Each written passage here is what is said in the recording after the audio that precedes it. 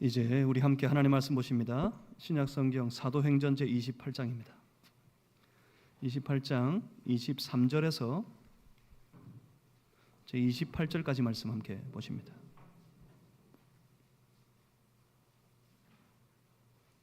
제가 가지고 있는 성경책에는 신약성경 237페이지에 있습니다.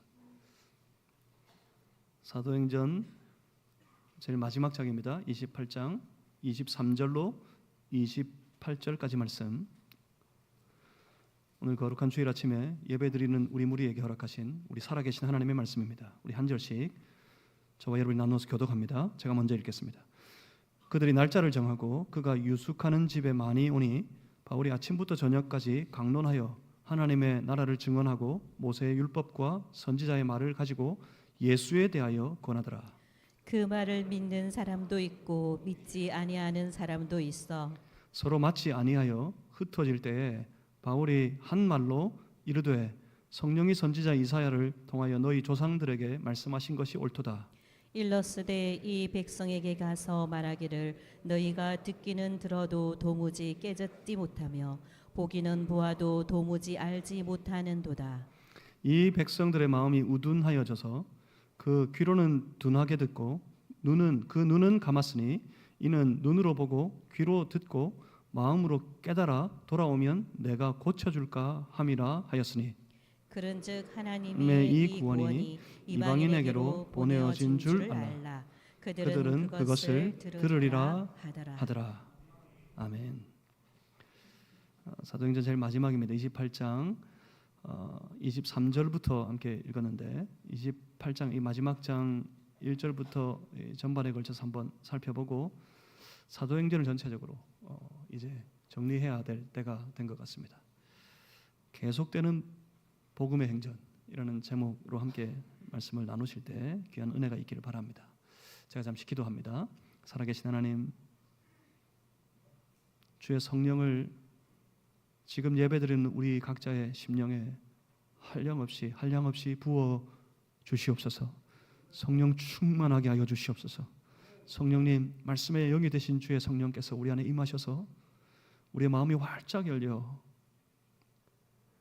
우리 가운데 오신 주님을 보게 하시고 그 음성을 듣게 하시고 우리의 지각이 열려 주의 뜻을 깨달아 알 수 있게 하여 주시옵소서. 성령님, 우리의 삶이 주의 말씀을 따르는 삶이 되도록 성령께서 친히 지도하시고 인도하시고 도와주시옵소서. 예수 그리스도 이름으로 기도하옵나이다. 아멘. 사랑하는 성도 여러분, 오늘도 이 예배를 통해서 주의 성령께서 우리 안에 충만하게 임하시는 역사, 그래서 우리 모두가 다 성령의 충만함을 받는 놀라운 역사가 있기를 주님의 이름으로 축복합니다. 하나님의 은혜 우리 안에 풍성히 부어지는 그런 예배가 되시기를 주님의 이름으로 축복합니다.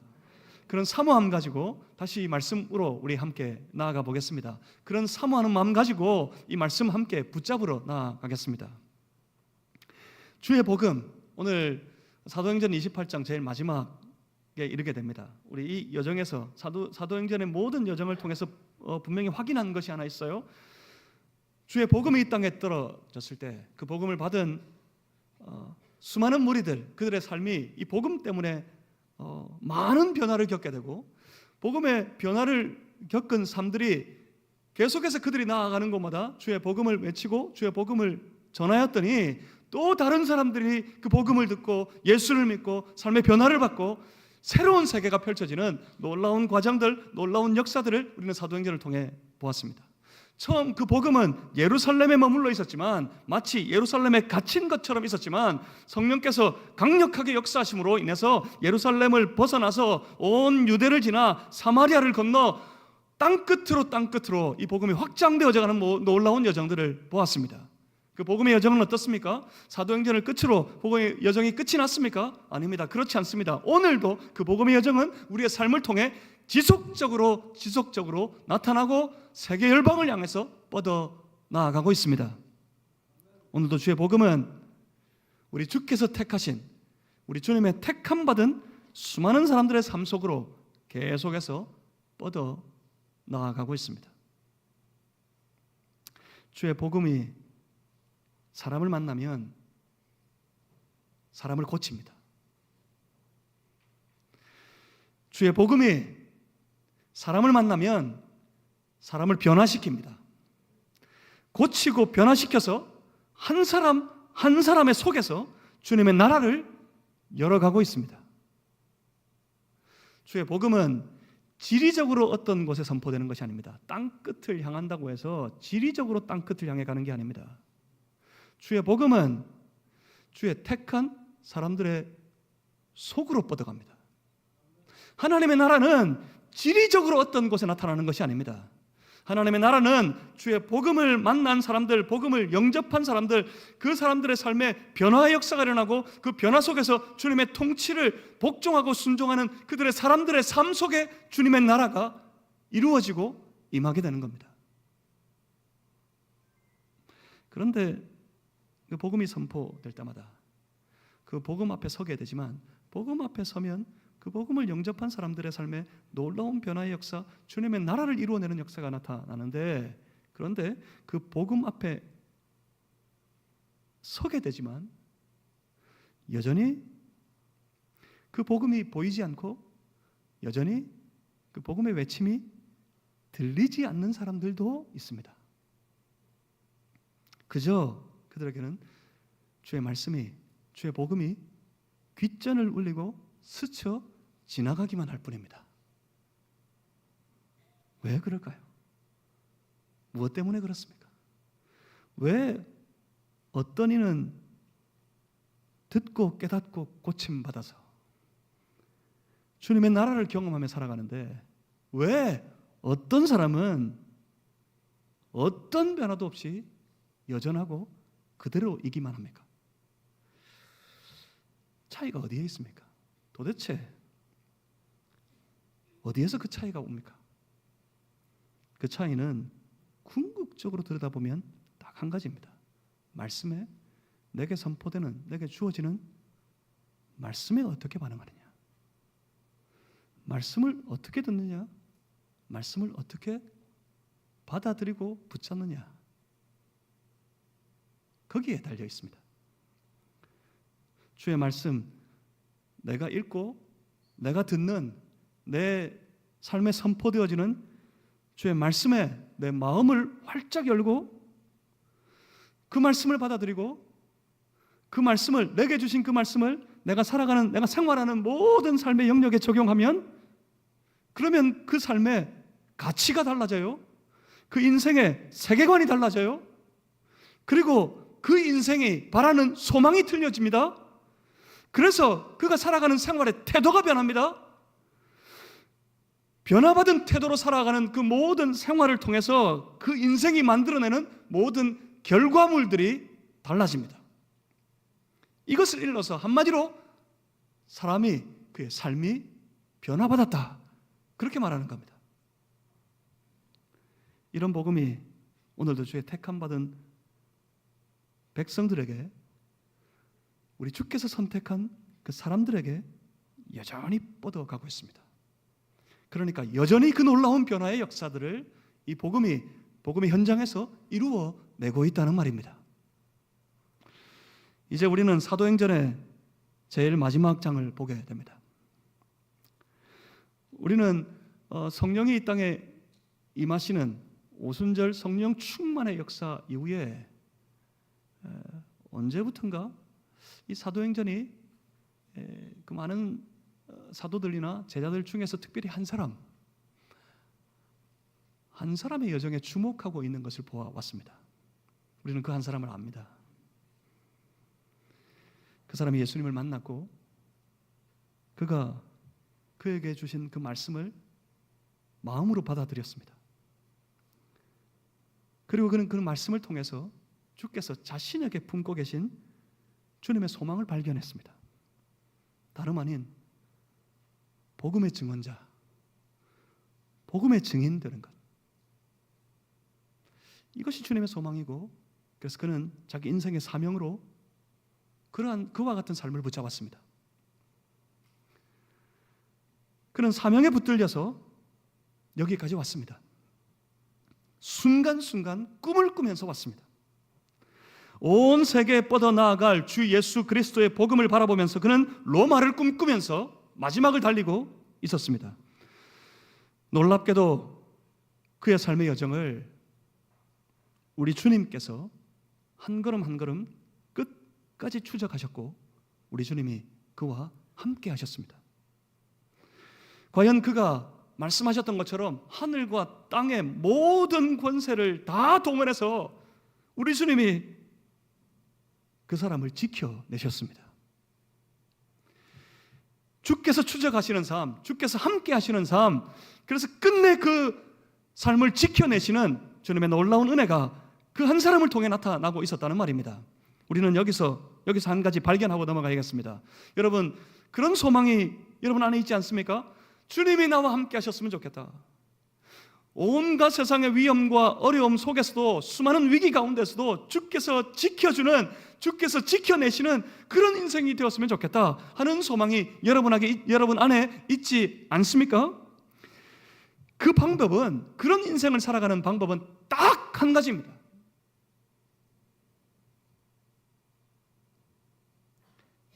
주의 말씀을 내가 받고 그 말씀을 이루기 위해, 그 말씀의 뜻을 이루어내는 삶이 되기 위해 매일매일 최선을 다해 살아가는 것, 그것뿐입니다. 그런 성도가 되면 우리 주님이 그와 함께 하십니다. 우리 주께서 그를 반드시 지키십니다. 왜요? 그를 통해 주의 말씀을 이루어내셔야 하기 때문에 그렇습니다. 사랑하는 성도 여러분, 우리 그런 성도가, 그런 신앙의 사람이 되었으면 좋겠습니다. 그런 신앙의 삶을 살아서 주님이 언제나 함께 하시는, 추적하셔서라도 함께 하시는, 그리고 언제나 지켜주시는, 끝까지 지켜내시는 그런 복된 성도의 삶이 다 되시기를 주님의 이름으로 축복합니다. 사도 바울의 말도 안 되는 로마 입성의 여정, 로마로까지 가는 그 과정을 보아도 분명히 우리는 이 사실을 알 수 있습니다. 여러 재판의 과정에서 그랬습니다. 그리고 로마로 압송되는 그 항해의 여정에도 그랬습니다.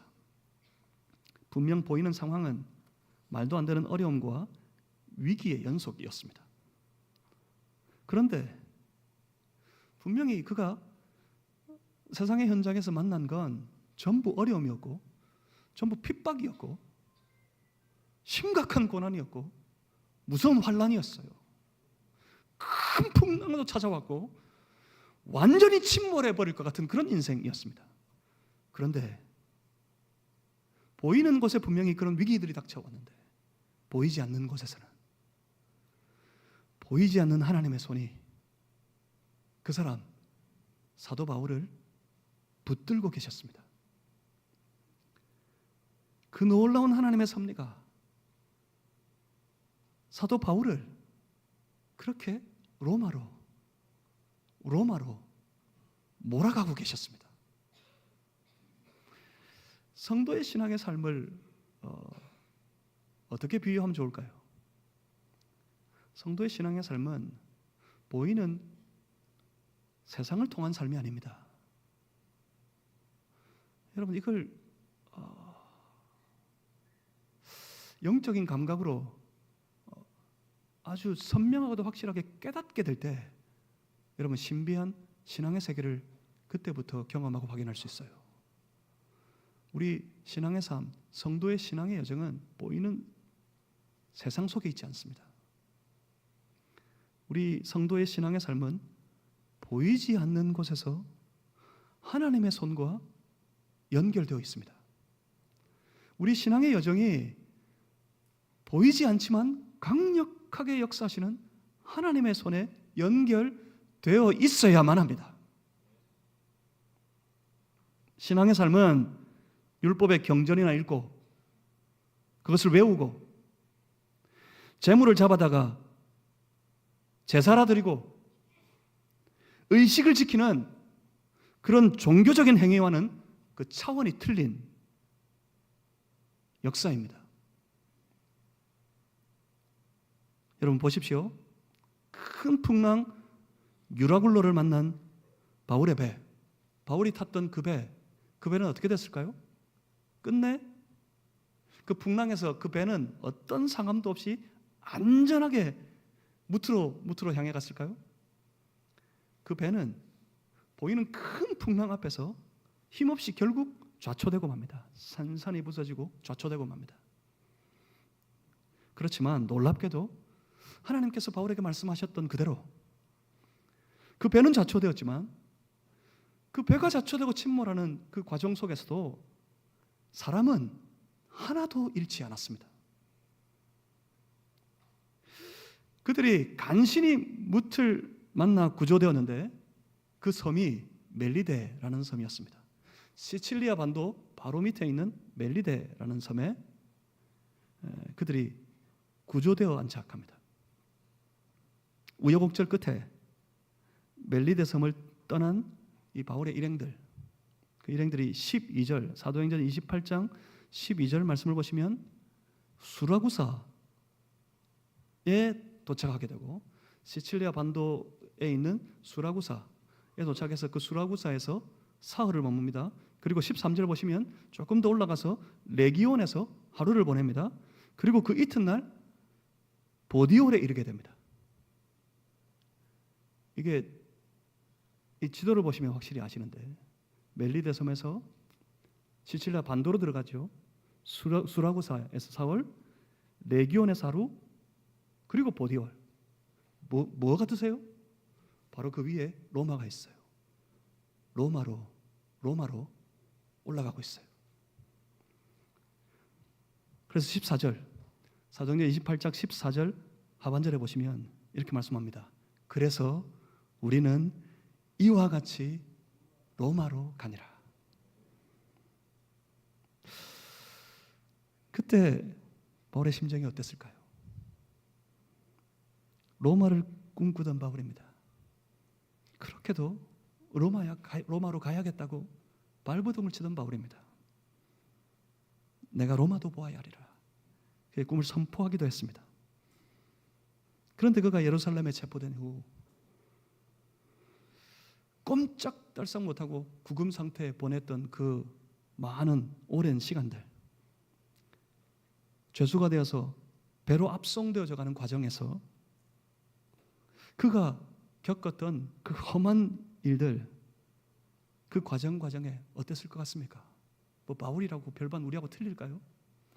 막 불굴의 의지가 있어서 뭐 이런 위험이 와도 전혀 마음은 흔들리지 않고 그렇게 걸었을까요?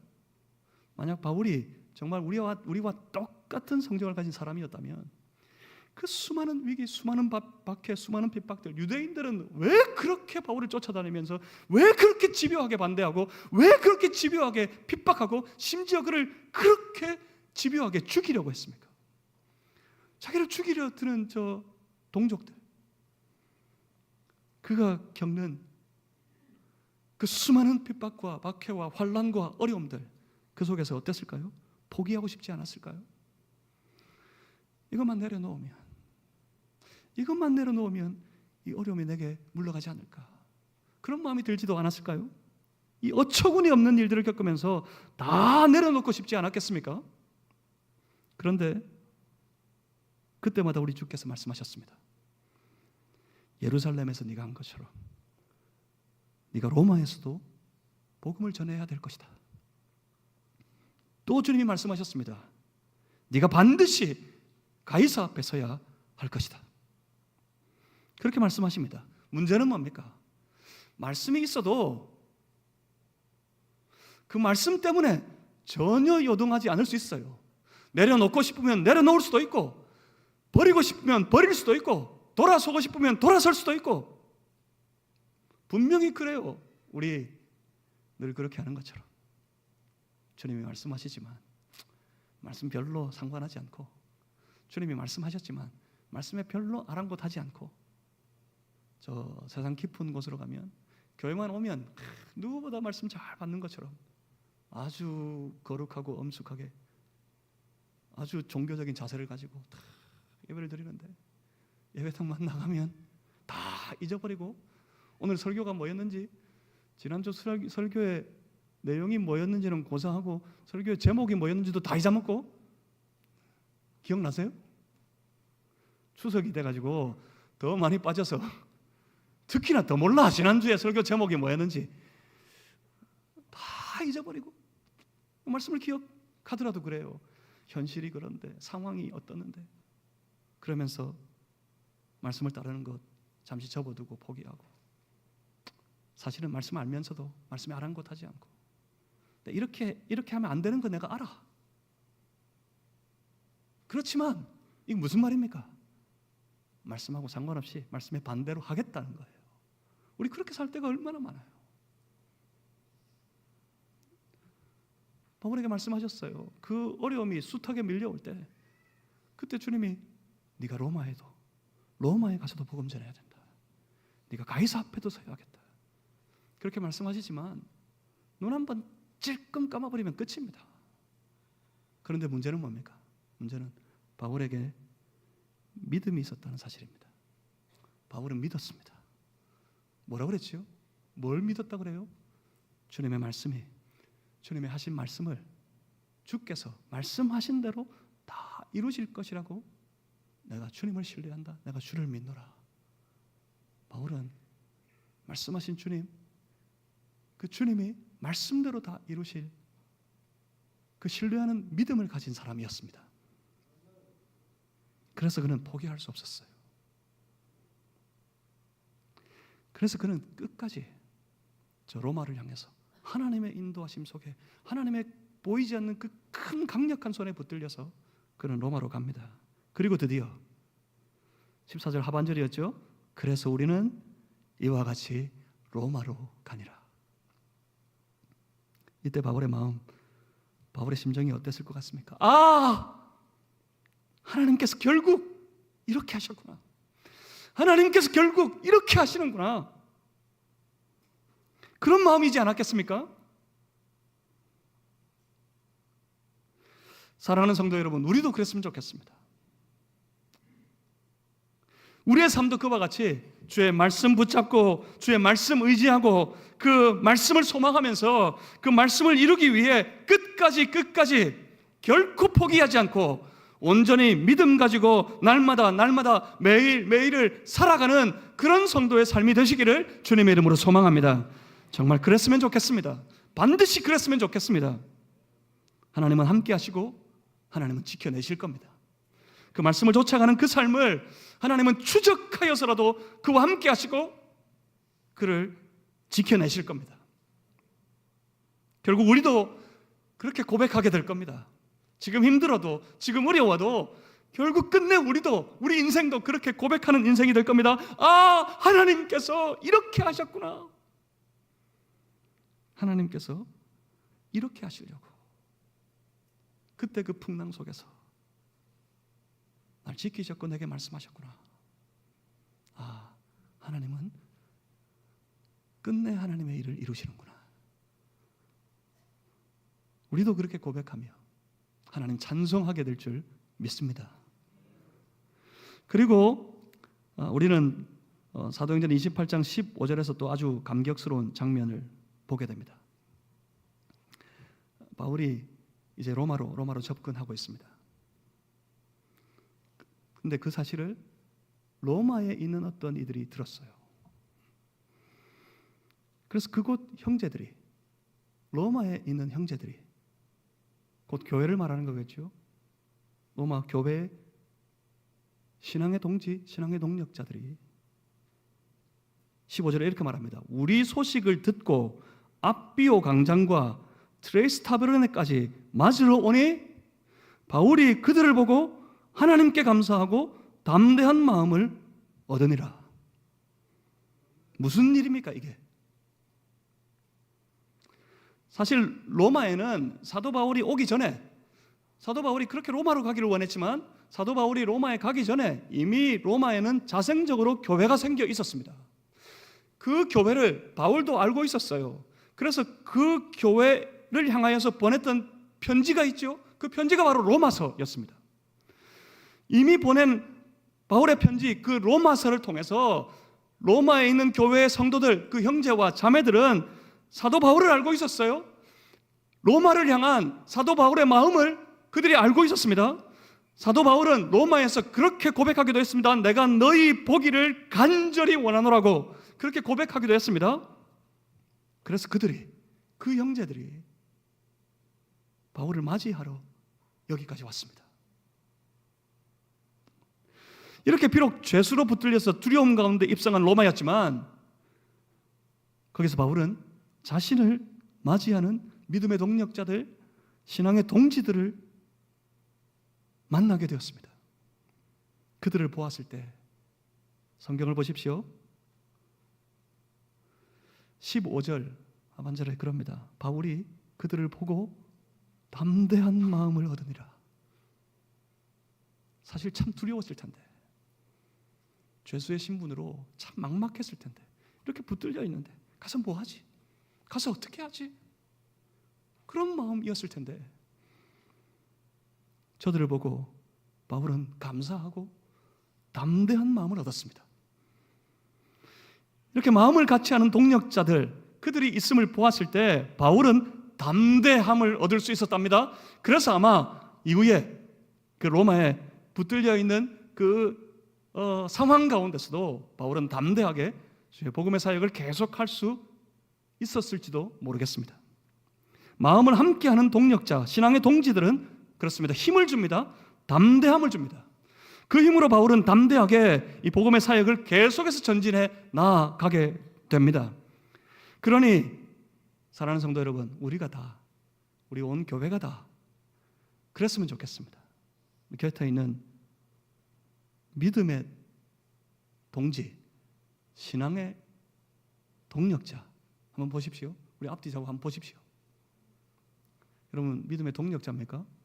신앙의 동지입니까? 눈을 딱 봤는데 바로 돌려야 돼. 꼴도 보기 싫은데 뭐 이런 거예요?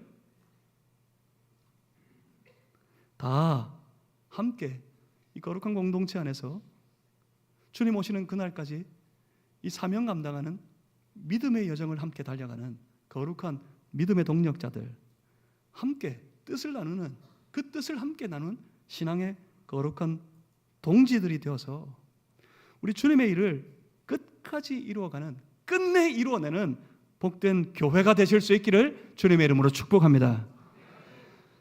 로마에 간 바울, 뭐 어쩔 수 있습니까? 죄수의 신분인데 재판을 받아야 되지만 여전히 붙들려 있어야 됩니다. 가택 구금의 상태, 형무소, 감옥 속에 있지는 않지만 성경을 보면 셋집이라고 나오는데 유숙하는 집 이렇게 나오는데, 그렇지만 거기에서 그 가택에서 연금되어 있는 상태, 구금되어 있는 상태로 보내게 됩니다. 어떻게 해야 됩니까? 어떻게 될 것 같습니까? 나가서 복음을 전해야 되는데 못 나가요. 그에게 일정한 자유를 주었다고 하지만 나갈 수는 없습니다. 그래서 돌아다니면서 복음을 선포할 수가 없어요. 그런데 놀랍게도 그 바울을 유대인들이 찾아옵니다. 성경에 보시면, 오늘 본문에 보시면 많이도 찾아왔답니다. 본문 23절입니다. 그들이 날짜를 정하고 그가 유숙하는 집에 많이 오니, 유대인들이 많이 찾아왔대요. 그래서 뭐 합니까? 바울이 어떻게 했답니까? 23절 계속 보시면 그들이 오니 아침부터 저녁까지 강론했답니다. 참 지루했을 텐데. 참 지루했을 텐데. 사실은 여러분이 우리가 알고 있는 것처럼 이 바울이 아주 언변이 이 수사력이 아주 뛰어난 사람이 아니었어요. 언변이 조금 둔한 사람이었어요. 그러나 아주 능한데 뭐 무슨 말입니까? 참 지루했을 것 같은데, 그런데 그곳에 생생한 성령의 역사가 있으면 그래 흔들리지 않아요. 아침부터 저녁까지 계속해서 강론합니다. 강론했답니다. 뭐 했단 말입니까? 주의 말씀을, 주의 복음을 전했습니다. 나갈 수 없는데 오는 많은 사람들에게 바울은 쉬지 않고 담대하게 주의 복음을 전했습니다. 여러분 놀랍지 않습니까? 바울은 분명 감금이 되어 있는 죄수의 몸이었습니다. 그래서 아무것도 할 수 없을 것이라고 생각했겠지만 지금 사람들이 찾아옵니다. 찾아와서 듣습니다. 바울에게서부터 선포되는 복음을 듣고 있습니다. 바울이 찾아온 그들에게 전한 복음, 그들에게 전한 강론의 말씀이 다른 것이 아니었습니다. 다 하나님의 나라와 예수 그리스도에 관한 것이었답니다. 하나님의 나라를 전했습니다. 예수 그리스도를 선포했습니다. 이런 것처럼 우리의 삶에도 마찬가지입니다. 어떤 경우, 어떤 형편 속에서라도 하나님의 나라, 우리 주 예수 그리스도의 복음은 계속해서 선포되고 계속해서 뻗어 나아갑니다. 선포되고 뻗어 나아가야 합니다. 이것이 바로 선교적인 삶입니다. 우리가 어디서 뭘 하든지 간에 우리의 모든 삶을 통해 우리 입술의 말을 통하여서 우리 하나님의 다스리시는 나라가 우리 주 예수 그리스도의 복음이 선포되고 뻗어 나아가게 해야 됩니다. 이것이 바로 미시오 데이 선교적인 삶이라는 거예요. 그런 선교적인 삶을 살아가는 저와 여러분 반드시 되어야 할 줄 믿습니다. 물론 거기 말씀이 선포될 때 많은 사람들이 주의 복음을, 그 복음의 말씀을 받아들이고 그 말씀을 따라 주 예수 그리스도를 영접하고 그 예수 그리스도 안에서 주님이 주시는 그 말씀을 통하여서 많은 변화를 겪는 그런 삶으로 나아가게 되지만 언제나 그런 것처럼 그 말씀을 외면하고 배척하는 사람들도 있었습니다. 본문 24절입니다. 그 말을 믿는 사람도 있고 믿지 아니하는 사람도 있었다. 항상 그렇습니다. 복음을 받아들임으로 생명의 역사에 참여하는 사람들이 있는가 하면 선포되는 말씀을 마음에서부터 밀어내고 그 말씀을 배척하여서 여전히 사망 권세 아래 머물러 살아가는 사람들도 있습니다. 여러분, 우리 안에서 사망의 모든 세력을 깨뜨리고 생명의 역사에 내가 참여하는 그런 삶을 살아가려면 여러분, 주의 말씀에 마음을 열어 마음의 귀를 기울이고 그 말씀을 강하게 붙잡는 그런 신앙의 사람들이 되실 수 있기를 주님의 이름으로 축복합니다. 이들은 그 복음을 배척하고 믿지 않음으로 돌아갔습니다. 본문 25절입니다. 서로 맞지 아니하여 흩어질 때에 바울이 한 말로 이르되 성령이 선지자 이사야를 통하여 너희 조상들에게 말씀하신 것이 옳도다. 저 배척하는 저들에 대해서 바울이 한 말씀이 떠올랐어요. 바로 구약 성경의 말씀입니다. 구약 성경의 이사야서 6장 9절과 10절의 말씀이 떠올랐어요. 그 말씀을 인용하여서 하는 말이 바로 이것이었습니다. 이사야가 저 이스라엘 백성들을 향해 선포했던 말입니다. 하나님께서 이사야에게 계시로 주셔서 저들에게 외치라 하셨던 말씀이었습니다. 뭡니까? 26절입니다. 일러스되 이 백성에게 가서 말하기를 너희가 듣기는 들어도 도무지 깨닫지 못하며 보기는 보아도 도무지 알지 못하는도다. 지금 이 패역한 삶에서 돌아서지 않으면 우리가 멸망하게 될 것이다. 멸망하게 될 것이다. 선지자 이사야가 계속해서 하나님의 계시의 말씀을 선포했지만 그 백성들은 콧방귀도 끼지 않았어요. 그 백성들은 전혀 들으려고 하지 않았어요. 그것에 대해서 하나님은 그렇게 탄식하며 말씀하셨던 겁니다. 저들이 듣기는 들어도 도무지 깨닫지 못하고 보기는 보아도 도무지 알지 못하는도다. 듣기는 들어도 보기는 보아도 무슨 말입니까? 듣기는 들어요. 들리겠죠. 귀가 있으니까 들리겠죠.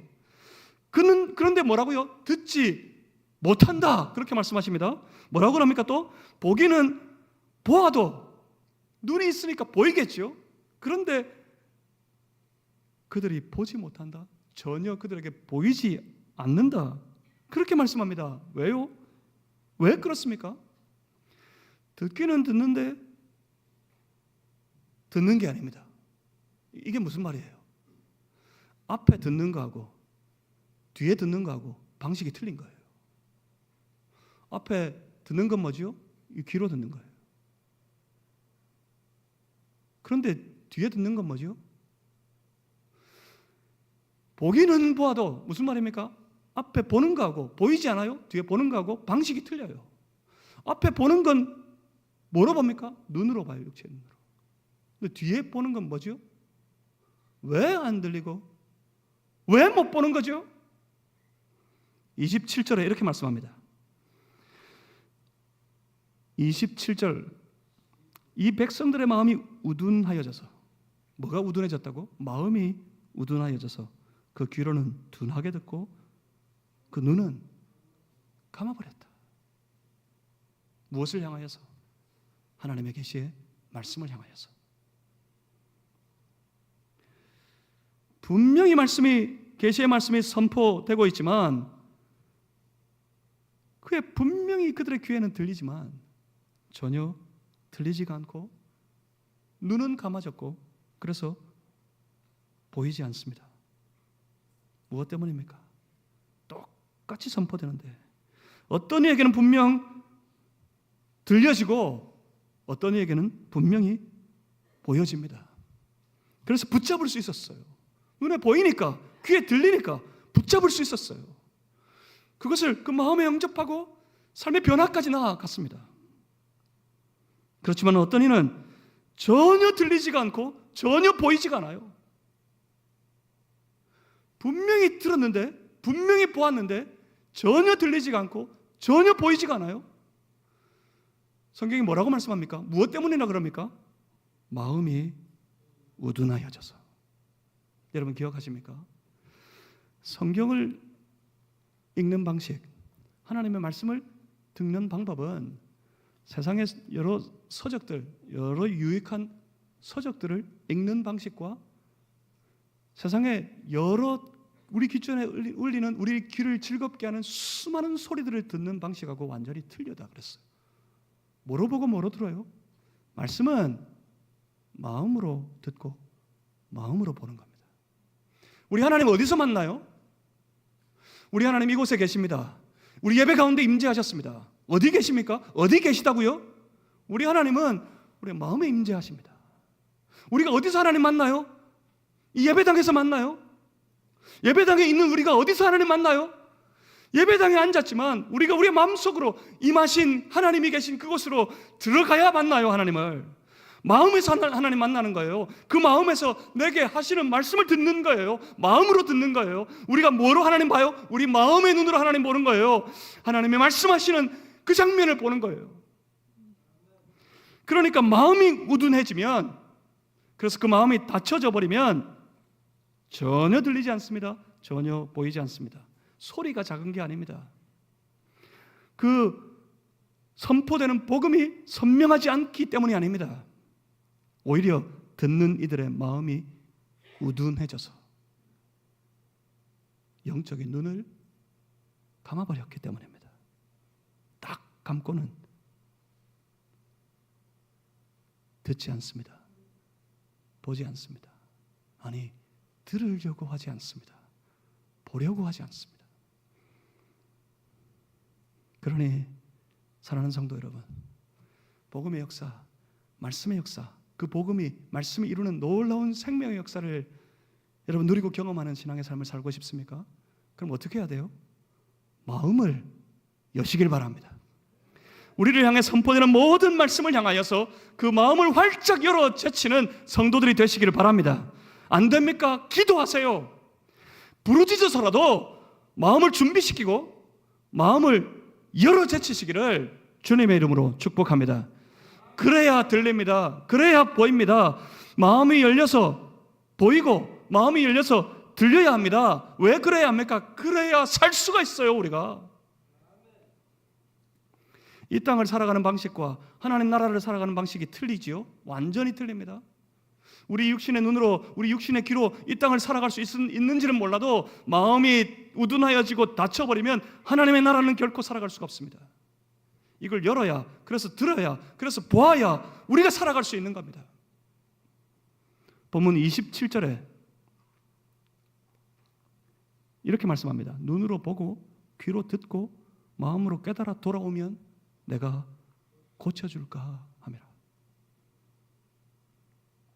하나님께로 돌아가자. 여호와께로, 주 예수 그리스도의 복음으로 돌아가자. 그렇게 많이 외쳤습니다. 이게 어떻게 돌아가요? 여러분 하나님께 어떻게 돌아가실래요? 하나님께 돌아가고 싶지요. 복음으로 돌아가고 싶지요. 내 신앙이 이렇게 저렇게 어그러진 것 같아 보일 때, 그래서 삶이 영적으로 지치고 힘겨울 때 돌아가고 싶지요. 회복하고 싶지요. 뭐 어떻게 돌아갑니까? 어디 계신데? 여러분 방향을 정하셨어요? 찾으셨어요? 딱 우리 눈에 보이면, 우리 육신의 눈에 보이면 그 하나님께로 확 곧장 달려가겠는데 안 그런데 어떻게 해요? 돌아가는 게 뭡니까? 돌아가는 게 여기 있었습니다. 돌아가는 것, 하나님께로 돌아가는 것, 그건 딴 데 있는 게 아니었습니다. 눈으로 보고 귀로 듣고 마음으로 깨달아 돌아오면, 그 돌아오는 게 뭡니까? 그것은 하나님을 향하여, 특별히 하나님의 말씀을 향하여 마음을 여는 것, 그거였어요. 마음을 열면 그때부터 들립니다. 마음을 열면 그때부터 보입니다. 그리고 그 보고 들은 것, 그것을, 그 마음을 활짝 열어주시면 깨달을 수 있습니다. 깨닫게 되면 그 말씀이 그 사람의 마음을 만지고 그 사람의 삶을 고치기 시작합니다. 그 말씀이 그 사람의 마음을 만지고 그 삶을 고치면 삶에 놀라운 변화된 역사가 나타나기 시작합니다. 하나님의 놀라운 역사를 그를 통해 나타내시게 되는 겁니다. 그러니 사도 바울이 멈출 수 없는 이유가 이것 때문이었어요. 마음을 열어 눈으로 보고 귀로 듣고 깨달아서 돌아오는 많은 사람들이 그들 가운데 있었으니까요. 그 사람들을 바라보는 겁니다. 내가 선포한 복음을 듣고 어떤 이들은 마음을 열고 그 말씀으로 말미암아 삶의 변화를 받고 새로운 여정의 삶을 살아가는 그런 사람들을 바라보면서 그들을 소망하면서 바울은 멈출 수가 없었습니다. 저 돌아가는 유대인 무리들, 그들의 뒷모습을 보면서 바울이 그렇게 외쳤어요. 28절입니다. 우리 28절 말씀을 다 같이 한번 읽어봅니다. 함께 읽습니다. 시작. 그런즉 하나님의 이 구원이 이방인에게로 보내어진 줄 알라. 그들은 그것을 들으리라 하더라. 아멘. 이 말씀이 아주 중요합니다, 여러분. 사도행전 이제 끝이 나잖아요. 근데 끝이 아닙니다. 지금 이 말씀은 저 이방을 향하는 놀라운 영적인 물줄기에 대전환이 일어나고 있는 장면입니다. 여러분 사도행전 하면 가장 많은 사람들이 기억하는 말씀이 한 구절 있지요. 뭡니까? 아직도 기억나잖아요. 뭡니까? 사도행전 하면 떠올리는 말씀의 한 구절 있죠. 뭐지요? 성령이 임하시면 너희가 권능을 받고 어떻게 돼요? 예루살렘에서부터 점점 나가서 땅 끝까지 이르러 내 증인이 되리라. 이 말씀이 떠오릅니다. 이 말씀이 사도행전의 모든 여정을 몰아붙였어요. 그 과정을 따라 사도행전의 말씀이 기록되어졌습니다. 그런데 그에 못지않게 아주 중요한 말씀이 여기 또 있습니다. 그런즉 하나님의 이 구원이 이방인에게로 보내어진 줄 알라. 그들은 그것을 들으리라. 저 이방 땅을 향하여서, 저 열방 땅을 향하여서 주의 복음을 선포할 작정으로 일어섰습니다. 저 유대인들이 아니라 온 이방인들, 복음에서부터, 구원에서부터 버림받은 것 같았던 저 이방인들에게 복음을 선포하겠다. 그들은 들을 것이다. 마음을 열고 이 복음의 말씀을 듣고 그 복음을 붙잡고 그들의 삶의 변화를 받아서 그들의 삶 속에 구원의 역사, 생명의 역사가 일어나게 될 것이다. 그렇게 외치고 선포했던 겁니다. 지금 영적인 큰 물줄기가 대전환의 장면을 맞이하고 있습니다. 그리고 끝까지 우리 이걸 한 번 더 봐야 될 것 같은데 오늘은 간략하게 한번 봅니다. 30절과 31절 말씀 우리 같이 한번 읽어봅니다. 30절과 31절입니다. 함께 읽습니다. 시작. 바울이 온 이태를 자기 셋집에 머물면서 자기에게 오는 사람을 다 영접하고 하나님의 나라를 전파하며 주 예수 그리스도에 관한 모든 것을 담대하게 거침없이 가르치더라. 아멘. 담대하게, 그리고 거침없습니다. 뭐가 그렇게 담대합니까? 죄수의 몸으로 붙들려 있으면서. 그렇지만 사도 바울은 성령의 충만함에서 나오는 두려움이 없는 담대함으로 복음 들고 일어서 있습니다. 그가 갇혀 있어요. 뭐가 거칠 것이 없겠어요. 그렇지만 갇힌 것에 아랑곳하지 않고 거칠 것 없이 주의 복음을 선포했습니다. 2년 남짓 그 시간 동안 자신에게 나오는 모든 사람들에게 주의 복음을 선포했습니다. 그렇게 선포된 하나님 나라 주 예수 그리스도의 복음은 잔잔한 파도처럼 잔잔한 파도가 되어 많은 사람들의 심령 속에 뻗어 들어갔습니다. 먼저는 연약한 사람들, 사회에 가장 소외된 계층의 무리들, 그리고 노예와 종들, 그들에게 복음이 선포되었습니다. 그들이 변하기 시작했어요. 우리 대표적인 인물 한 사람은 압니다. 오네시모. 주인 집에 돈을 훔쳐 도망친 노예의 신분이었던 오네시모가 이때 바울을 만났고요, 복음을 들었고요, 그 복음의 마음을 열었고요, 그래서 그 삶이 완전히 변화됐습니다. 그래서 결국 그는 바울의 동력자가 되어 끝까지 로마에서 동력하며 주의 복음을 전합니다. 그렇게 잔잔한 파도처럼 많은 사람들의 심령에 파고 들어갔던 주의 복음. 그런데 놀라운 것은 그 복음을 받은 사람들의 마음속에는 그 잔잔한 파도가 큰 풍랑으로 변해서 그들의 삶을 통째로 집어삼켰습니다. 기독교 복음은 단순히 세상의 종교와 같은 그런 어떤 종교의 모습, 편협한 종교의 모습으로 우리를 찾아오지 않습니다. 기독교 복음은 단순히 종교의 율법 경전이 아닙니다. 그저 율법 경전을 읽고 외우고 그것을 지키는 활동이 아닙니다. 복음은 사람의 생각과 한 사람의 행동의 모든 방식을 바꿉니다. 그 변화된 삶은 거대한 운동이 되고 로마 사회에 이전에 없었던 전혀 새로운 세계관이 등장하도록 만들었습니다. 이 복음은 세계관이 되었어요. 로마에. 로마 정부는 이 거대한 운동을 핍박으로 막으려고 했습니다. 숱하게 강력한 무력을 동원해서 그 복음을, 교회를 핍박하여서 이 거대한 복음의 운동, 세계관 변화의 운동을 막으려고 했습니다. 그렇지만 결국 세상은 복음 앞에 무너집니다. 세상의 모든 장벽은 결코 견고하지 않습니다. 다 무너지고 맙니다. 이 거대한 복음의 운동은 당대 가장 최고의 강력한 대제국이었던 로마를 집어삼키고 맙니다. 로마를 오히려 이 복음이 정복하게 됩니다. 결국 콘스탄티누스 황제 때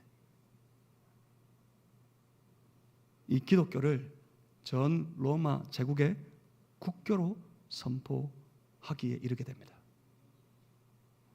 물론 그 이후에 급속하게 타락하는 게 문제지만 복음은 로마를 집어삼켰습니다. 그리고 그 발달된 로마의 모든 도로, 모든 교통을 통해서 복음은 전 세계로 뻗어나가기 시작했습니다. 그렇게 복음의 역사는 새로운 시대를 맞이하고 있었던 겁니다.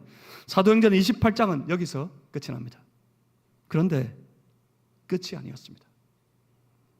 사도행전 28장의 다음 장면이 계속해서 열리고 펼쳐지고 있었습니다. 흔히 교회들마다 사도행전 29장을 쓰자 그런 말을 흔히 합니다. 29장 어디에 있습니까? 성경에 눈 닦고 봐도 29장은 없습니다. 29장이 어디에 있습니까? 여러분의 가슴팍에 있습니다. 여러분의 삶 속에 있습니다. 29장이 여러분을 통해서 열리고 있습니다.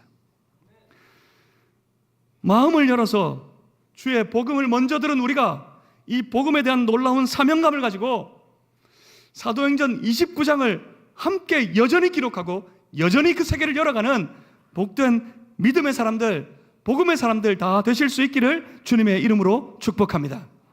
하나님이 함께 하실 겁니다. 우리 주님이 함께 하실 겁니다. 가서 전하라, 만민에게 복음을 전하라. 그러면 세상 끝날까지 내가 너희와 함께 있을 것이다. 그 말씀이, 그 약속의 말씀이 우리 안에 이루어지게 될 것입니다.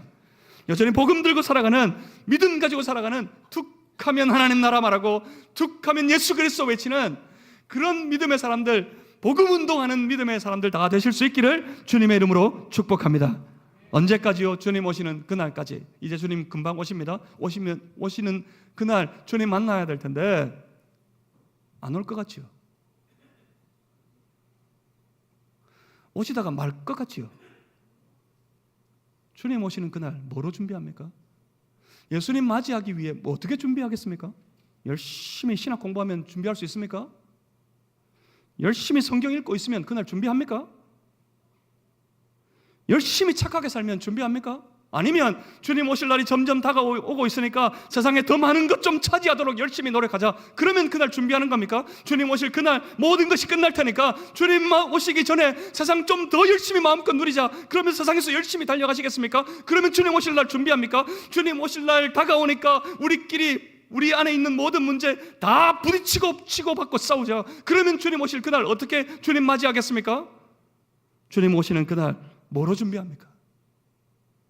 주님 내게 주신 말씀, 그 말씀에 마음을 열고 그 말씀으로 내 삶을 살아가고, 그리고 내가 만나는 모든 사람들 가운데 그 말씀이 되시는 주 예수 그리스도를 나누어주고 전하는 삶으로 그날을 준비하는 겁니다. 그러다가 주님 만나면 기쁘게 주님 앞에 달려갈 수 있어요. 주님 내가 여기 있습니다. 주님이 맞이하실 겁니다. 품에 안아주실 겁니다.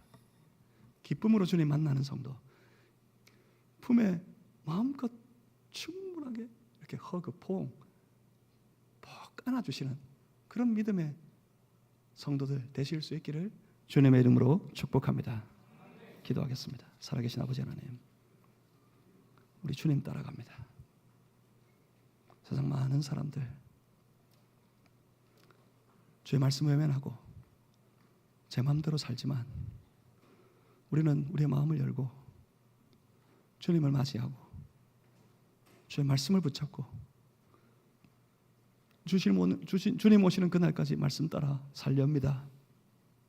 우리를 도와주시고 우리에게 새 힘 주시고 우리에게 능력 주셔서 담대하게 거침없이 이 사명의 삶, 복음의 삶을 잘 살아가는 우리 모두가 되게 하여